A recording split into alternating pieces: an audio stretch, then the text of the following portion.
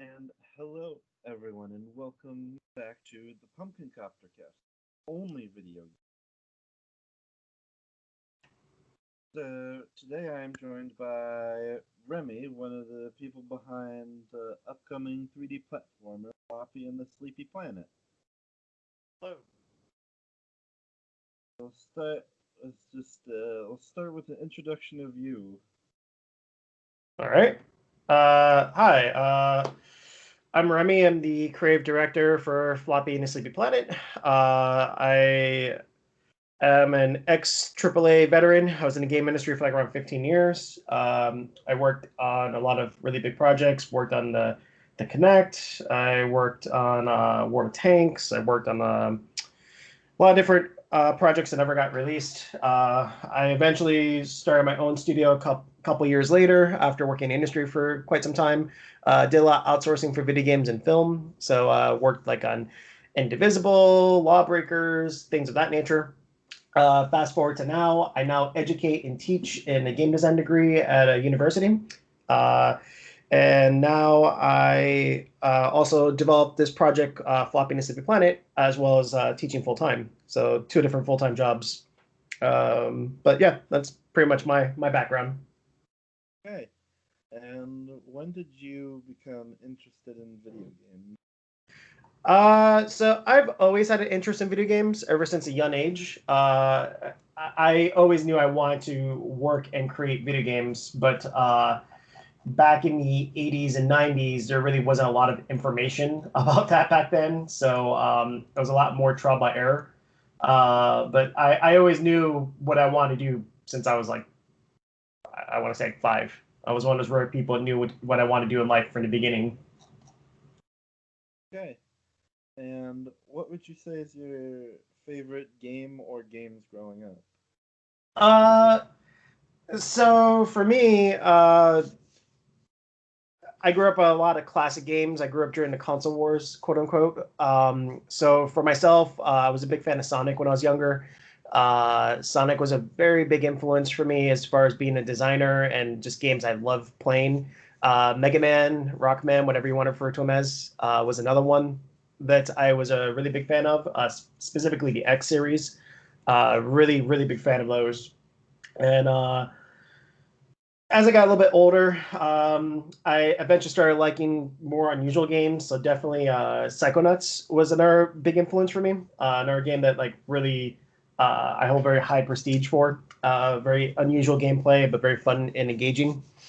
But yeah, but definitely like Sonic and Mega Man were my two big ones. Okay. And what would you say is your favorite game and or games now? Now, fortunately, it's something that you learn when you start developing games very exclusively is that you don't have a lot of time to play them anymore. So a lot of my choices are a little bit older by most people's tastes. Um, if we're talking about right now, I would definitely say Fall Guys is my go-to game right now. But as far as games that like were very influential and games that I tell people they really should play, like when like the last couple of years, uh, I definitely tell people play Undertale because it's a game that is very minimalist, that has very engaging micro gameplay that is very simple and approachable. And it's like you don't. It doesn't matter what age you are, you can play that game. Uh, what's another game that I was really big on for a while? Yeah, stump a game developer. Ask them what game that they want to play currently. I definitely want to say more recently the Breath of the Wild game was a big one for me. Yeah, Breath of the Wild probably was the biggest one recently that like I really like. I tell people that that is like a game that you need to play and experience, as well as games like Journey and Abzu. Like I put it in the same category as those games. So those are some of my more newer games that I I uh, I highly honor, quote unquote. Okay. And so, if the world wasn't currently what it is right now, and things like PAX or similar game conventions were possible, what and if someone were to walk by the booth of this game and you were there, what would be like the pitch you'd give them, like the sales floor pitch? So, like, are you just saying like what I would do to pull people in, or just more along the lines of like, what is a quick blurb about the game? Because it's two different things right there. Just what Floppy and the Sleepy Planet game is, like how you would explain it to someone who's just walking by. Okay, so I would say Floppy and Sleepy Planet is a family-friendly, non-violent third-person platformer, and it is a game that's all designed around the idea of helping these larger-life characters overcome their fears, solving unique puzzles, and exploring these bright, colorful environments and atmospheres, and exploring the secrets of the Sleepy Planet. That's kind of like my quick, abridged version of everything.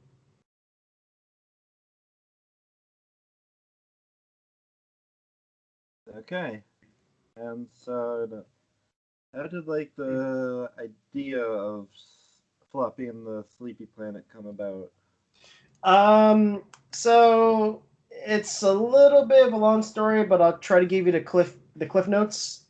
He was actually developed from a game jam. A couple years ago, as I mentioned, I had a previous company. I had to liquidate the company at that time, and I was going back working full time employment back in doing game development work. But I was actually working for military simulation at the time. Uh, One of my former contractors who I hired, who I stood in contact with after I liquidated my company, had suggested, "Hey, there's a game jam coming up this weekend. How about you? The whole reason you made a company before was to develop your own games. You just happened to do, contract work for, AAA. Why don't you do the game jam?"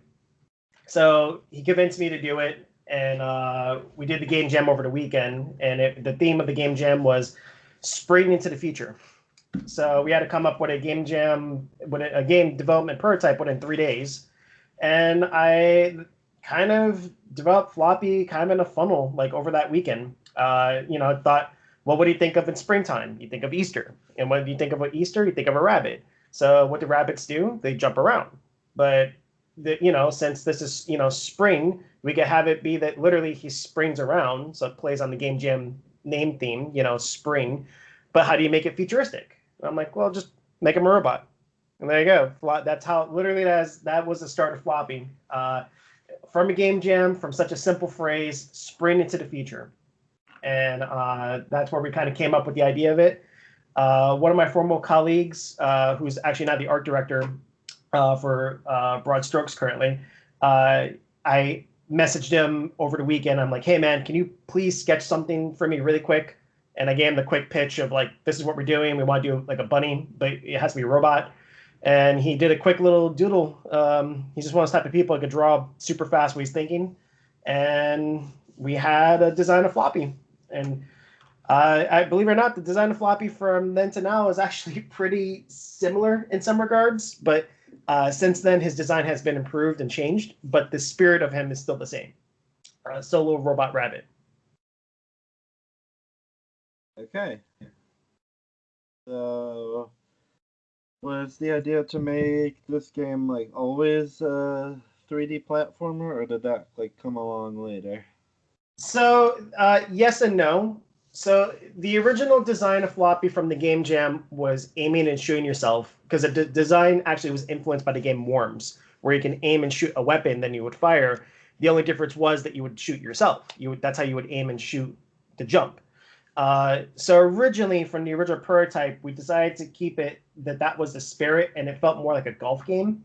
But I kept working on the design. I kept working with people, and I kept showing it off and play testing. And people liked the idea of the charge jumping, but they didn't like the idea that they can control the character. They really got frustrated with that idea. And since there's always platforming elements where you're trying to make jumps to islands and make it to like the end of a level, that's always existed in a platformer sense, but the controls were so limited that it just often frustrated people. So I wound up actually slowly evolving Floppy from just a simple moveset into a fully realized platformer game over time, just because I would have people play test. I would get feedback. I would see how kids would react to it. I would see how adults would react to it, and just get a general taste and feel of what was going on. And it slowly, little by little, evolved into what it is now. Okay. And you already answered the question as to why Floppy is a robot bunny rather than A living one. Yeah. yeah. It also there are other reasons too. We had the chance later to change Floppy to be anything else, but basically we wanted to make a blank avatar character as the main character. So we wanted to make something that was very toy-like to begin with because we wanted this to be something for kids. The problem is when you start making things that are organic, they gain a personality quickly. So, for example, you think of Sonic, what do you think of? You think of attitude. That's it's his design. It's in his design because he's organic. They pose him that way. They treat him that way. But when you think of robotic characters, they can drastically change. They can be as stiff and rigid as you want to as animated and alive as you want. So a great example is like the movie WALL-E. They're all robots, but they all share different personalities and expressions. But then you had some robots in there that were extremely stiff and rigid, that looked almost identical to other robots in the movie. And that was the reason why we kind of decided that we should keep it to be a robot, because we can kind of create a blank avatar, cute looking character, and we can kind of tie different personalities to it very easily. And it's not, when you look at it, you don't know what personality it is until you see it move. Whereas like with other characters, you could just tell by looking their personality. And that was something that design-wise, we wanted to make sure that we kept that spirit of that character alive very early. So there's multiple reasons why he's a robot. Okay. And what would you say has been the most difficult part of the game's development so far? Realistically, it comes down to finances. That's really the most difficult part of anything when it comes to game development. In the case of Floppy, I am doing this with former colleagues of mine that I've worked with for many years in the industry, but we're all doing this in our spare time and free time. So trying to get private equity to work on this full time has been a challenge. So everything's been done out of pocket for the entire project. So everything's been all done just with savings from my own personal savings or bank account or things of that nature. But almost everything in the project has, in one shape or form, had slowed down because we can't work on it full time. So that comes from the form of just there being no equity in the company. So that's really honestly the biggest challenge. Outside of that, everything else is just time, but time goes right back to money. If we would have more time to work on it if we could work on it full time. So that's really where it kind of goes down to. It's a big circle. Okay. And now, when the game is released, like, what do you intend to release it on? Yes, that's the answer to that. Yes, I intend to release it. Okay. There's no yes or no answer. I'm like, I'm going to be on this platform because I don't really care what platform I end up on. I just care if the game is released. However, I can say safely that we are going to be on Nintendo because we already have a Switch dev kit. Oh.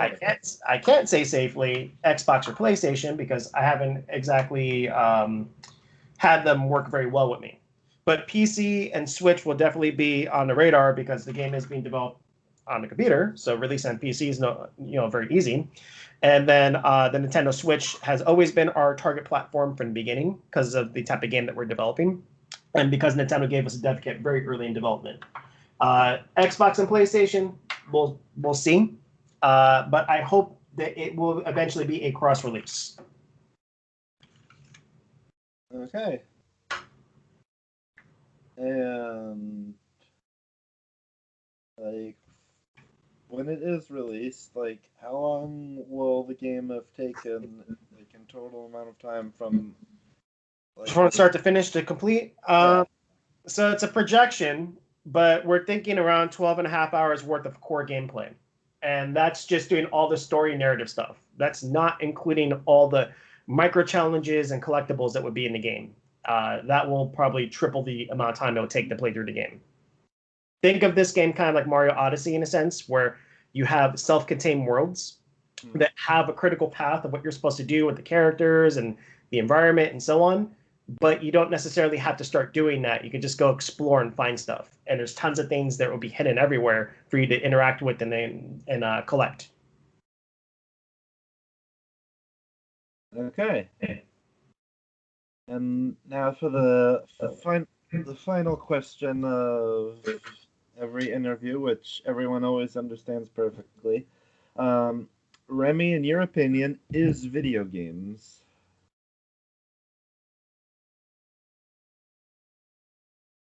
Is video games what? Exactly. Okay. Is video games? I thought you were going to ask that question. Is video games art? I was about to say like sure, because that's a mouthful question.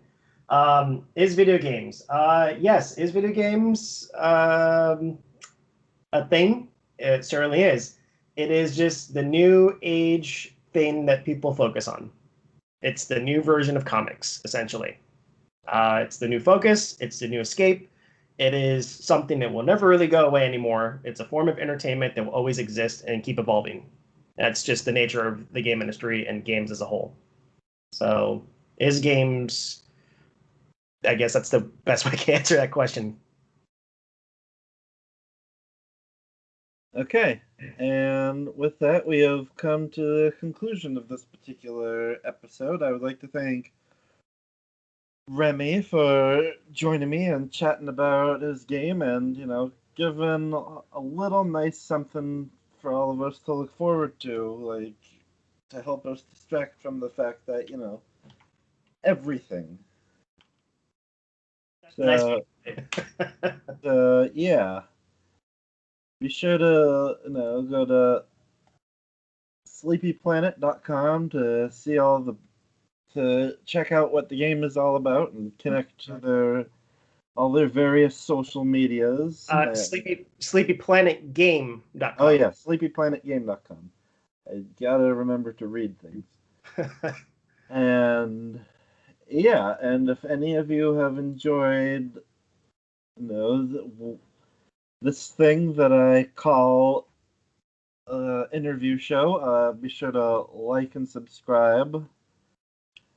And, if for some reason you want to give me some money, go to patreon.com/thepumpkincoptercast and, give as much or as little as you want. And just one more time before we sign off, the game is Floppy and the Sleepy Planet, and the website is sleepyplanetgame.com, which will take you to anything you need to stay connected to the game. And yeah, this has been the Pumpkin Copter Cast, and as I say at the end of every show, have a gourd day, everyone.